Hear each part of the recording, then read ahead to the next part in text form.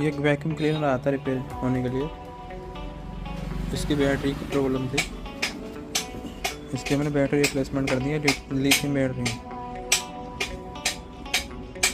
इसका BMS है। Battery fit करने के बाद ये इसका बॉक्स है बैटरी का, इसका मॉडल नंबर देख लो, ये मॉडल नंबर है। ठीक है, अभी हम फिट करके चला के देखेंगे।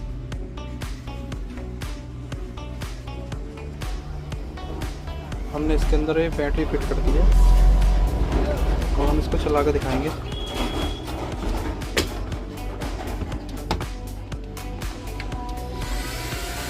चालू हो गई।